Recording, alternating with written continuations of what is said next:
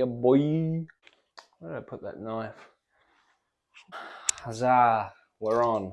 So welcome back to the channel, ladies and gentlemen. This is the Ninch Movies. Today I'm going to be doing a video that's sort of sporadic in its layout. I'm going to be doing unboxings here, a couple of quick movie reviews, as well as a short VHS update. If you guys have yet to check out my complete collection overview, I understand it is a movie length video.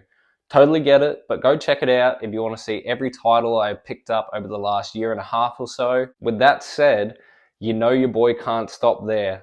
Even though my whole room here is just covered with stacks of VHS on VHS, we still keep ordering, we still keep op shopping. I'll start this video off with just a couple pickups that I received from my mum. She went to an opportunity shop, saw a couple tapes, picked them up for me. The first one up, I did not have in my collection. It is in pristine condition. A movie I actually have not seen. Huge fan of Eddie Murphy, especially early Eddie Murphy, and this is the film Dr. Dolittle. As you can see, $1 for that bad boy. Once again, pristine condition there. The tape has not been wound back, but we deal with it. Excited to check this one out finally. I also have Pluto Nash to watch, so I'm feeling like this will be the better of the two, but we're going to watch them both eventually regardless. The next three tapes here are in varying condition.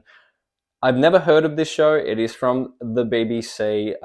Basically, my mum pitched it to me as a show similar to The Goodies. I grew up on The Goodies. Basically, comedy that would be deemed wrong nowadays, but we're going to give it a go nonetheless. This is called Are You Being Sued? So we have three tapes here. So that first one is called Welcome to Grace Brothers. Then we have Drastic Measures. This one's just falling apart at the seam. And the final one is You're What Mrs. Slocombe. This man looking like a very aged Barney Stinson. If it's anything like The Goodies or shows that I used to watch like Mother and Son, I'm going to be a fan, so I'll check this out one day. Have you guys seen this? Let me know down below. And the final one for this portion of the update is a duplicate, and that is the film Cruel Intentions. Just a standard duplicate. I have yet to see the film, but there it is. Moving on from that, we have packages on packages here. I actually believe that I am missing one. One was sent untracked. I've been waiting about a week for these to come in, so just whatever is missing from what I picked up will be featured in the next VHS update.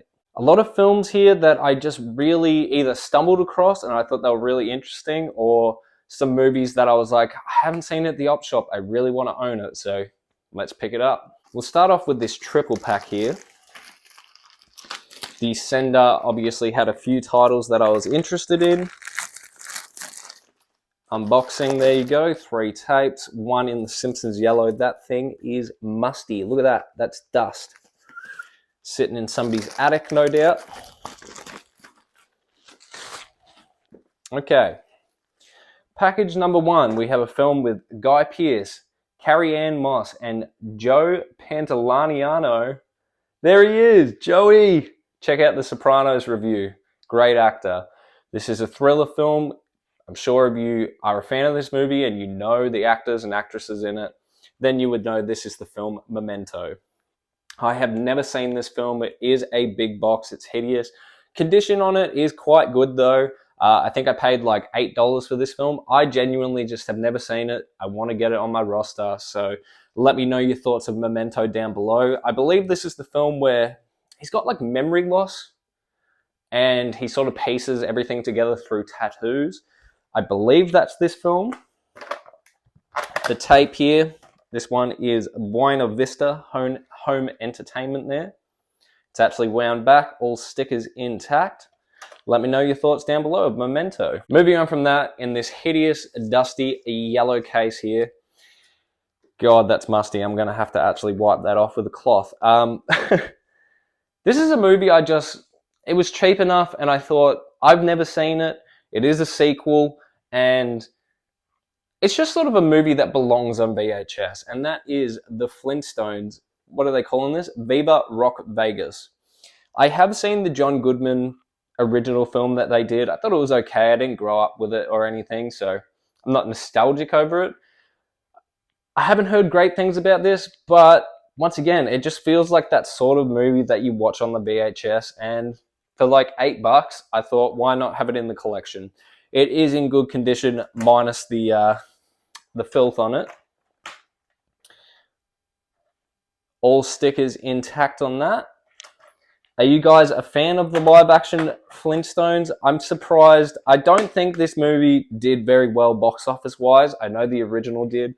Was there ever talks of doing a Jetson live action? Let me know down below. And the last one of this particular package, I didn't even know a TV show for this existed, man. Huge fan of this toy line when I was growing up. I also played the Flash games on my computer. Big fan of Action Man. So this looks like there's 3 episodes on this. Standard VHS, 2 to 3 episodes per TV series. I just wanted to give it a go. I mean, it's in breathtaking condition. This thing looks beautiful. The orange just pops, man. Did anyone else out there, anyone my sort of age, maybe I know I'm collecting VHS. I do have some over 55s, over 65s even watching. But Action Man, I grew up on it. Huge fan. I did not know there was a TV series, so I thought we're going to give it a go. Tape is in good condition. This one is called The X Factor. I'll actually have to look on IMDb how long this show ran for.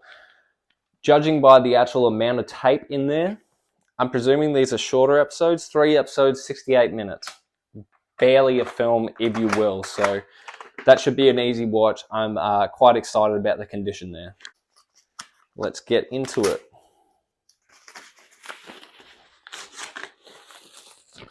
Okay, it's sort of a lucky dip here. All right. Another film I have never seen, not highly regarded. Once again, I am a fan of Will Smith, at least a lot of his earlier films. I don't know what happened to my voice there. His earlier films, I sung my praises for Men in Black in the collection overview. Huge fan of that series. Here in Australia, there's a theme park called Movie World. Still to this day, there is a ride built about this film, even though it bombed so terribly, and that is the film Wild Wild West. Big box once again. I have a large head, and it's nearly bigger than this big melon of mine. I've obviously heard Will Smith's rap song. That was pretty big, but I know nothing of this. I know that he turned down The Matrix to star in this film. Silly man. But you're allowed a mistake every now and again, especially when you're an actor of that caliber. Is anyone a fan out there? I've actually heard that there has been a resurgence, sort of some love for this movie later in life for the steampunk aesthetic that this film is. But once again, tape is in good condition. Video easy sticker there. Can't wait to check this one out. Pretty high up the watch list for me, personally. Moving on to package number 3.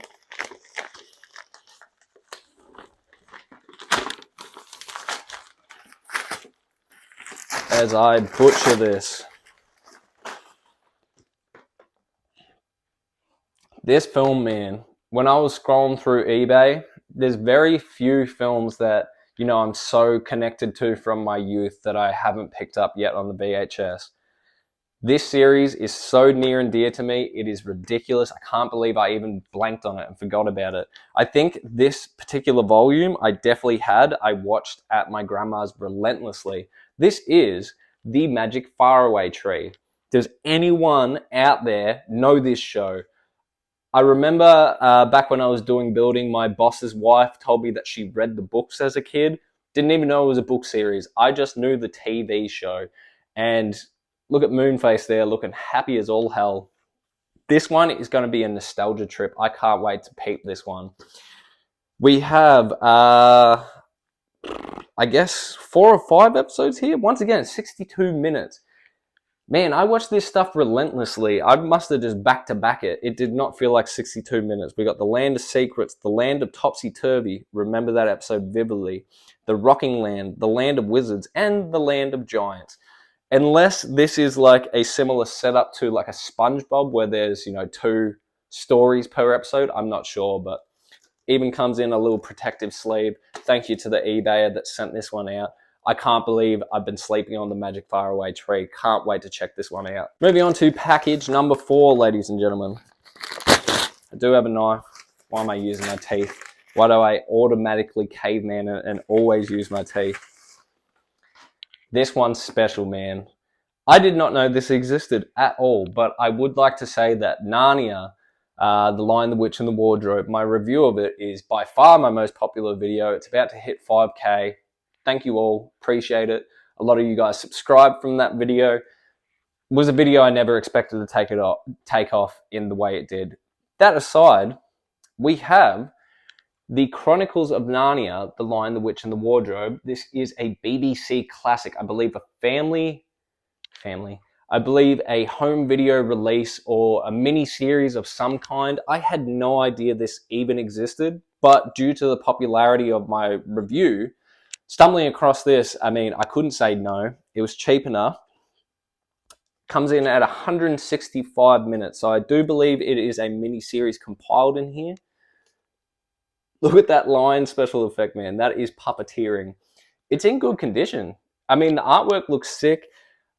Even though it's my most popular review, I'm not like a die-hard Narnia fan or anything, but I think we're due to watch this on the channel. Like, it would seriously be rude not to. Got a bit of shine on that sticker. I like that. BBC release. Has anyone watched this version? Did anyone grow up on this version? Shout out BBC. I'll be checking this one out soon. I don't know what's going on with my voice today, but it is breaking like I am 12 years old. The final package of the video, very well wrapped. Widescreen edition, important for the VHS quality. This is a movie I've never seen, heard so much about it, very similar to Memento. Robert De Niro. I've watched a lot of Robert De Niro films. I only watched Taxi Driver probably about a year ago. You know, his grittier sort of earlier films, haven't really seen a whole lot of them, and The Deer Hunter is no exception. I'm sure there's a lot of big fans out there. I've heard there's some really haunting scenes in this movie, but I'm keen to check this out. Polygram video here. This is a R18 plus VHS. The packer for this on eBay, he just went all out on making sure it got here safe. I appreciate that. Sticker's intact, no top sticker. Can't wait to check this one out. Let me know your thoughts of The Deer Hunter down below. Moving on to the final segment of this video. It's going to be a quick VHS review. Rather than having full-fledged movie reviews, I did watch 2 VHSs in this room once I finally all set it up, and I just wanted to, you know, instead of having standalone videos, just talk about them real quick. The first film I watched and debuted my VHS player in this brand new setup, Antz. I claimed in the VHS collection overview I was much more of an Antz fan than a Bugs Life fan. That was just based on memory. After a rewatch, I still agree. I definitely agree. If you get past Woody Allen's whiny ass voice, I know he's meant to be a neurotic ant, and he plays that well. I saw that on Letterboxd a lot, that people just couldn't get past the fact that it's Woody Allen. If you can though, pretty awesome war animated film. That's really why this is better than Bugs Life to me. Think Monster House, how Monster House is a horror movie for kids. I don't think there's another film out there that is a war movie for kids. I had plenty of fun with it, honestly. I put up a reel showing that I was watching it. If you could see in that reel, the animation, it's nearly 30 years on, man. It does not look good. It looks jank. But the story itself is decent. It's good fun. The war scenes when they're on are really good.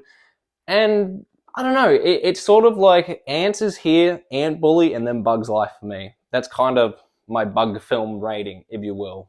And the other film I decided to watch after such a fun family kids film like Antz was Dahmer, the Cannibal.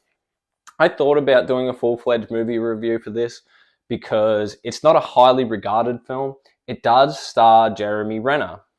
Obviously, Hawkeye, Jason Bourne. He's a big actor now, but this is origin days of him. And The reason I decided against doing a full-fledged movie review is there's sort of two audiences for this true crime type of series on YouTube. One that's like me and just watches them and, you know, is thoroughly entertained. I understand that they're real people and it is a fucked up thing that the killers themselves are the famous ones and the ones remembered. But guilty. I watch them, I'm interested, I like getting into the psychological side of it. But there is a lot of people that condemn people that support this type of stuff. So I just decided against it. At the end of the day, I did watch the film. I just wanted to say that Jeremy Renner does not look like Dahmer. It's probably a good thing. A lot of people think that they sexualize the serial killers too much, like having Zac Efron play Ted Bundy, rah, rah, rah. Renner plays Dahmer. He doesn't look like Dahmer, but he does such a good job. I will like to say that it says Dahmer the Cannibal. Ain't no eating going on screen on this, not like the Netflix show. It's also considered a horror movie, but there's very little gore shown, so probably that is a bit more praise for this film compared to the Netflix series to people that come with that sort of mindset that, you know, don't glamorize the killer, rah, rah, rah. I found myself really enjoying this. This film does not have an ending. A lot of people found that really frustrating. I didn't mind it. It's more or less the first couple of episodes of the Dahmer show, just compiled into one. It's like he sort of, the kills that get shown on screen or the victims that he stalks really just depends on where he's at. Like if he goes to a bar in the movie, he'll remember why he can't go to that bar anymore and do a flashback and sort of behind the scenes of what happened to a kill earlier in his life. The actual ending of this film is Dahmer's first kill. So it's like a timeline jumping film. I thought it was really well done. It's only made for $250K, man. I think it got everything it needed to do done, like the Netflix show, but just, you know, compiled into a shorter time frame. I do wish there was some scenes of the trial. Me personally, I did like that about the Netflix Ted Bundy film, that it shows how he got there and then the trial. But for what it is, it's a decent film. It is very psychological based and it is sickening, obviously. This is a sick, sick man.